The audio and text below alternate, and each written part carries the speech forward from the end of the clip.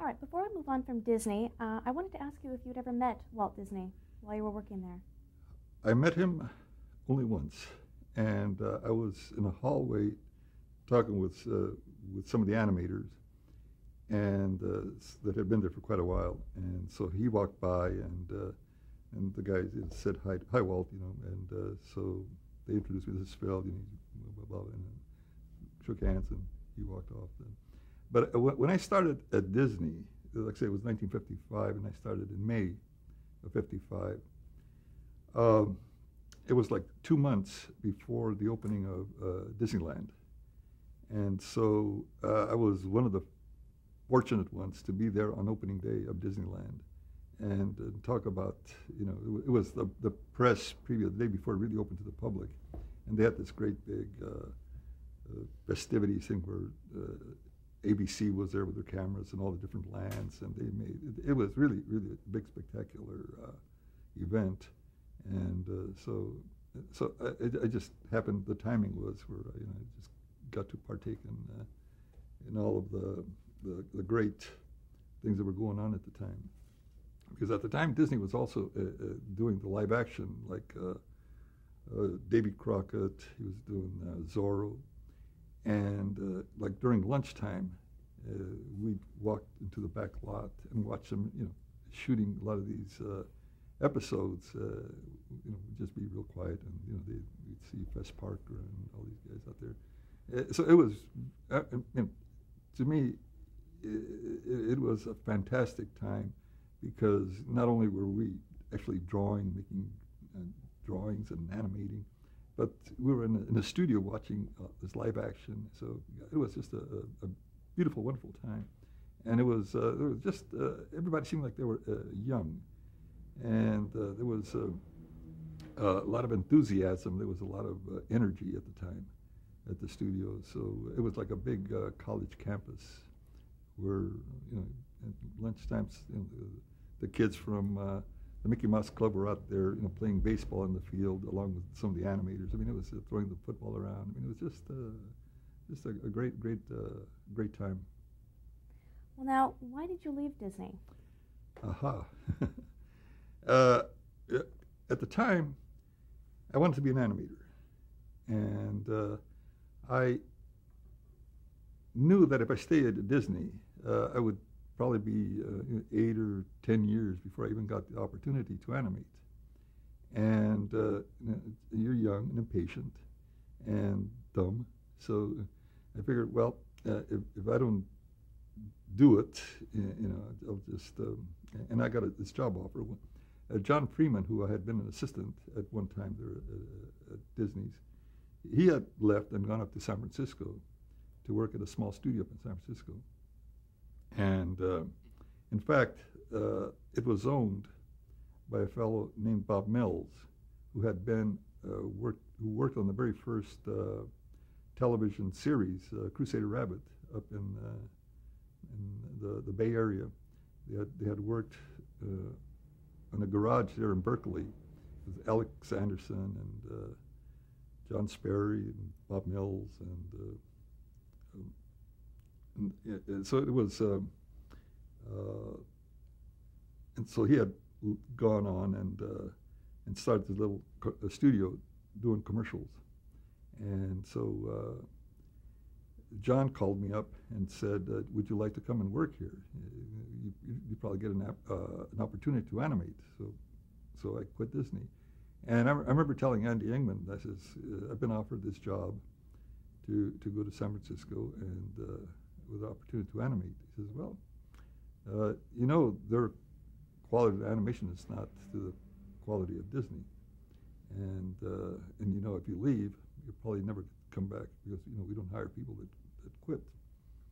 So fine, I had that warning, but I left, and again, I guess in retrospect, it was one of the smarter things I did, because at Disney I had been an assistant animator, and again, when you're an assistant, you're just doing this one little thing, you're just doing one thing.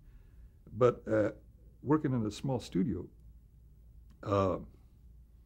you get to do a lot of things. Not only did I get a chance to animate, but then I did a little bit of layout work. I did some storyboard work.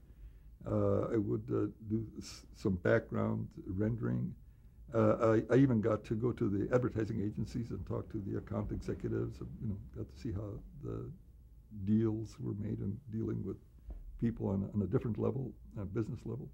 So it was really an a mind expander, because I got to see how everything got put together, rather than just this one little thing you just pass on to somebody else, and who knows what happens to it after that. So I was there for about 2.5 years, and I worked just on commercials. We were doing a lot of commercials up there at the time. What kinds of commercials? Do you remember any that you did? There was like Morton Salt. There was a thing for Standard Oil. There were a lot of. They were not big national commercials. They were mostly for like the San Francisco area or California, and again. But they were fun, because all of a sudden I'm making these characters move. I'm the one that's making them walk and talk and do all the. And to me, I mean, this is all of a sudden, I'm where I wanted to be, and again, then they had a change of ownership, and so then I came back to Los Angeles. About what year was that? About 1960. And what did you do next? Well, then I started. I came back, and I got hired at a place called TV Spots, and at that time, again, there were a lot of studios had kind of sprung up to do television series, and we were doing a thing called The King and Odie, King Leonardo. We did Calvin and the Colonel, and Tudor Turtle, and a lot of things that were. Now this is before Saturday morning cartoons, and most of the cartoons that were being made at the time were funded by the advertising agencies, because they needed cartoons to put in. Because like in those days, like different cities, different TV stations had their own like host, like a pirate or a sailor or somebody that had the kids around there, and they play games. Then they'd run a cartoon, and so those are the cartoons that they would show. And so again, and we also did. Remember, I worked on some Popeyes that came through there. So now what had happened was that when I left Disney, a lot of the people there, the guys that I was working with, said, well, you're leaving Disney. Are you sure you want to do this? This is the greatest place in the world to work. You're going to some little place. But when I came back, all of these people that had warned me about leaving Disney had been laid off from Disney. There had been a big layoff after Sleeping Beauty. And I came back as an animator, and they were still assistants. And so it was kind of so I was like a step ahead of them already, because I had this experience of actually animating characters. And so again, I worked TV spots for a couple of years, about a year and a half, and then again, things in the business were kind of in a turmoil in the early '60s, because the big studios were starting to close down their animation department, the Warner Brothers, the MGMs, and the TV was coming in, and then Saturday morning started to kick in the early '60s, and so there was like a transition, and so there were some layoffs and kind of slowed for a while, and then once it kicked in the television, it just grew. Let's talk about one of the cartoons that you mentioned you worked on, Calvin and the Colonel. Yeah, that was a takeoff on Amos and Andy. What they had done is they had gotten the soundtracks of the old Amos and Andy shows on radio, and and just kind of rework them and to make a primetime series using a bear and a fox and just animals doing the voices. And I thought it looked pretty good. I thought it was, again, in those days, things were not as organized as they are now and promoted and stuff. So that I don't think it even lasted one season. Now, were the original Amos and Andy stars involved in the animated version? I think just their voices from the soundtrack, from the radio shows. Let's talk about a project you mentioned earlier, The Incredible Mr. Limpet, oh, yes. in 1960. Yeah. Well, I got a chance, like in, what was it, 1961, 62, somewhere around there, 62 I think it was. Warner's was almost closing, but they had this one project that they were doing, and it was The Incredible Mr. Limpet. And a friend of mine, Harry Love, was like in charge of production there, and he says, "Phil, you want to come and work over here?" And sure, work on a feature. And again, it was not only was it animated character, but it was live action, combining animation with live action. And I think that gave it a different kind of a challenge, because to put an animated character into a live world was, like I say, a challenge. How was that accomplished? Not too easily. But again, like in the areas where the fish was in the water and where his head was poking out, talking to the character, what they did, they put a ball in the water. And because, you have to register to the water where the fish line meets the water. And so we got those rotoscopes of the registration, and then just fit the fish in there so it looks like he's actually in the water, kind of floating, and the water goes up or down, so I mean, little tricks like that. And so again, in those days, it was before the computers where you could do the compositing with the new technology. In those days, you had to do the opticals, which was a little bit more complicated. But again, I mean, the effect was there, but it was just more primitive technology. Now, in terms of creating a character, how were you able to incorporate Don Knotts' physical features onto a fish? Well, that's part of the design. They had a great design team, and I forget who the designer on that show was, but again, you do a caricature. You just do a takeoff on his most prominent features, and I think it worked beautifully. Especially with Don doing the voiceover. Well, now let's talk about in 1963 you joined MGM. Right. How did that come about? I had been working, just going from one studio to another, doing commercials, kind of freelancing. And I'd worked with Benny Washam.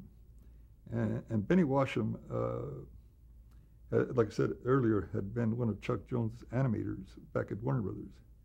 And so Benny and I got to be pretty good friends. And he was a real, one of the top animators. I mean, I thought he was compared with any of the Disney animators in the kind of quality that he did. And one of his claim to fame was that he, on Bob's Big Boy, he designed the little character, the boy that they're holding. He did the design because he had worked with Bob Wyans. I think that's the name, the guy that created Bob's Big Boy. They had both worked in some restaurant, in a short order kind of little restaurant, and Benny was a cartoonist, and so Bob Wyans went off and started this restaurant, and asked Benny to make a drawing for him, and I think he'd also invited Benny to be a partner with him, but Benny says no, I want to rather go into animation, and I'm glad he did, but he did contribute that one drawing, and so knowing Benny, so I were working, doing some commercials at Ray Patton Studios, and then Chuck Jones at the time, started a studio with MGM, an animation. MGM decided to reopen their studio to do Tom and Jerry shorts because they had stopped doing them when they closed the studio with Bill Hanna and Joe Barbera, and they found that there was still a demand for those cartoons. So by that time, Bill and Joe had already started Hanna-Barbera, and so they got Chuck Jones to start up a new unit to do just the Tom and Jerry's. So Chuck asked Benny, so he just got his old unit back.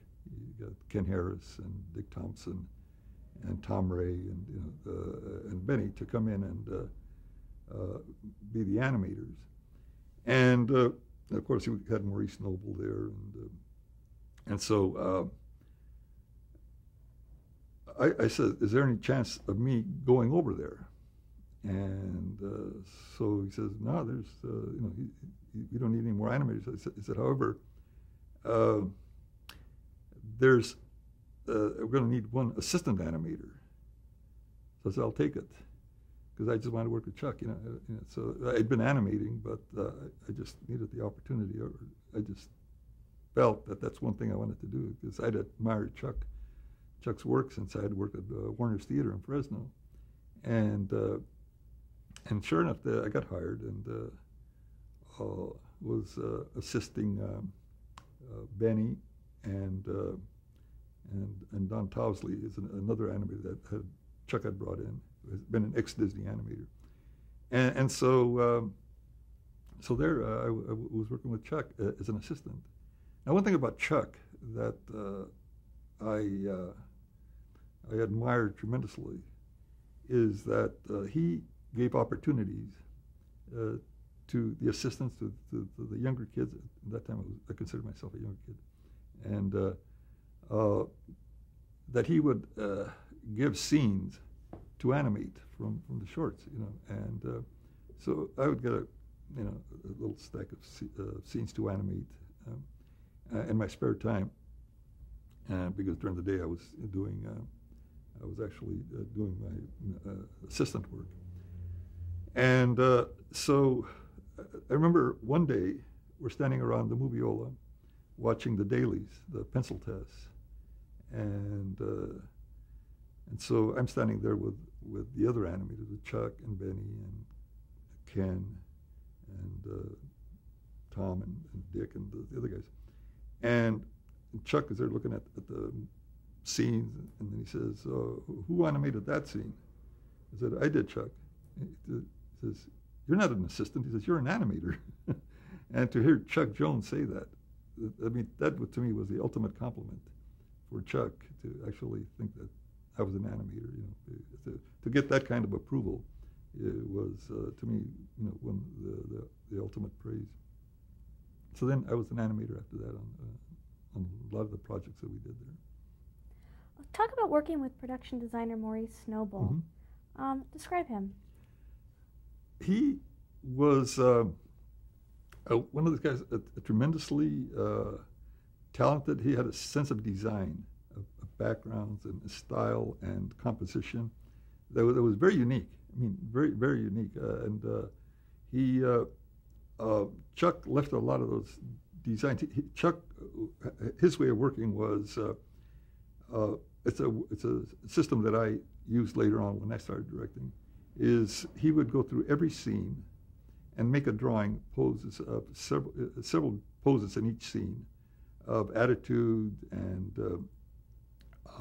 expressions and size and composition, just of the character. Then you kind of made kind of a little squiggly drawing of the background or whatever, and Maurice would get that and make his beautiful designs to kind of bring the whole scene to life. And then the animators would then get Chuck's drawings that had a lot of guts to them, a lot of and try to bring and like I say, try to bring those capture Chuck's kind of expressions, his ideas, his what is inspiration to the screen, and so it was. Again, it was another dream job for me because it was a studio that was run not by a businessman, but it was run by an artist. And I worked at 2 studios that were like that. When I started my studio, I tried to make it similar to those. And that was Chuck Jones and Bill Melendez. There were two animators, directors that I had a tremendous amount of respect because they respected the artist, they respected the work, and not like other studios that had worked where it was run by businessmen. You know, well, let's see how many drawings you made today. That's how you're going to be judged, and so that those are really the 2 big influences in my what I've done. Talk a bit about animating the various Tom and Jerry cartoons, or working on those cartoons. Yeah, one of the things was Chuck did like his own take on Tom and Jerry, and again bringing his experience from doing the Roadrunner and Tom and Bugs Bunny and those, and again. One thing that I liked about it was that the full animation, a lot of energy, a lot of the timing that get to study Chuck's sense of timing, a sense of setting characters up, and payoff gags and that kind of stuff.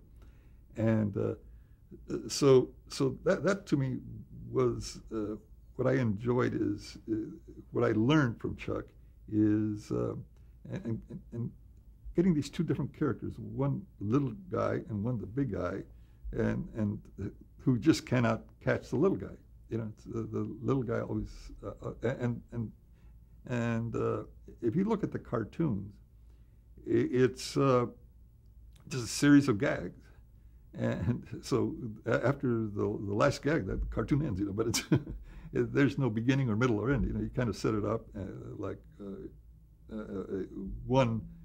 Challenge, and then you try to top that one and top that one and top that, and then you have a little payoff, and that's the end of the cartoon. But so that's kind of cartoons that I really enjoy working on, and there's not too many of those being made anymore. Well, in 1965, with MGM, you helped work on the animated short "The Dot and the Line." Oh yeah. Describe that project. Again, that to me because that was a book. It was a book by Norton Juster, and it was a very simple book because there was a line and a little dot and a squiggle, and how can you tell a story? There's a little thin book, but again, this is what I enjoy about this business. You get these different talents. You get the Chuck's talent of telling a story. You get Maurice's design style, and you get a good story, and all of a sudden these characters become alive. It's a little dot. All of a sudden you care for that little dot. This line, just a line. It's just a straight line. All of a sudden you care for that line because he can't get this. He's in love with this circle and can't get it.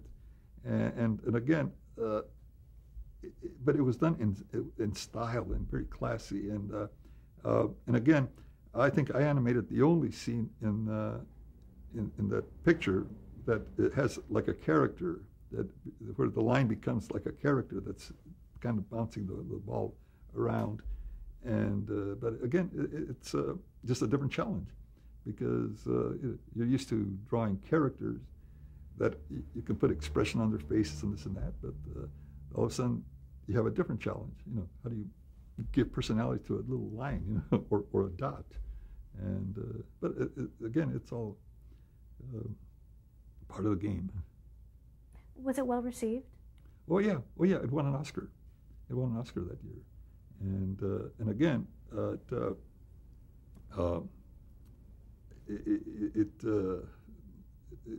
it continues to be popular. I keep, because a lot of cartoons kind of come and go, but that one, everybody says, "Oh, you worked on that? Really? Wow!" I'm just always surprised people see that because where do you see it? Well, I guess the Cartoon Network runs it, or I guess every once in a while they'll repeat it.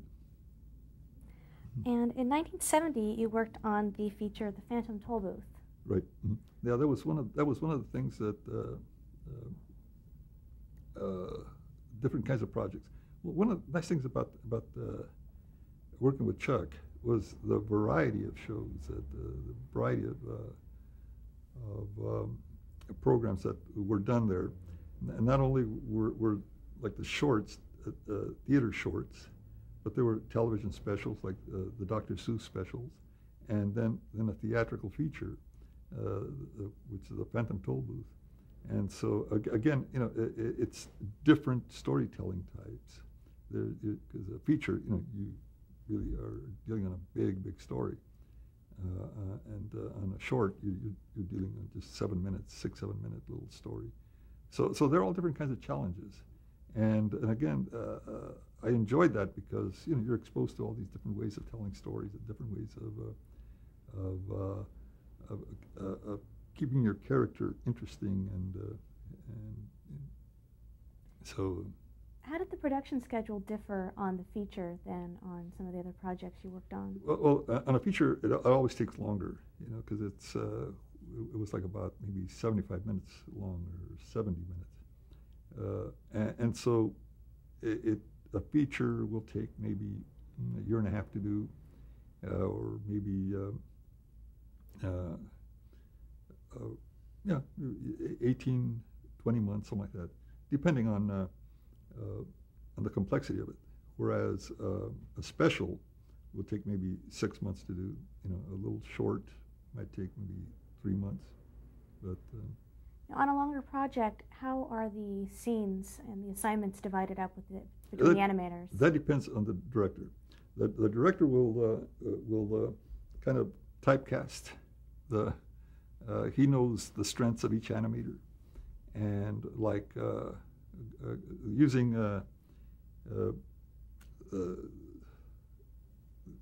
guys that worked with Chuck there, like Ken Harris was really good in action and kind of very complicated scenes and making them live.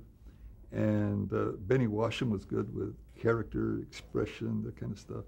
And like looking at the Grinch, all those close-ups of the Grinch, and where he's really expressive, and you could really get into his character. Most of them were done by Benny, and Ken Harris did a lot of the personality things, like when the sled is going up the mountain, the little dog, and all of that. A lot of timing, personality things that Ken was just excellent about. What were you known for? Just I don't I don't know. I just enjoyed doing whatever they gave me. I don't know whether Chuck had that kind of a thing where because he worked with Benny and Ken for a long time. They'd been there together for a long time. So he knew them inside out. I mean, I was a young kid, so I would just get, probably scenes nobody else wanted. I don't know, but I got a variety of scenes. I mean, to me it was very, very interesting because I got to work with various characters, and it was to me it was very fulfilling. Seeing these characters come alive on the screen.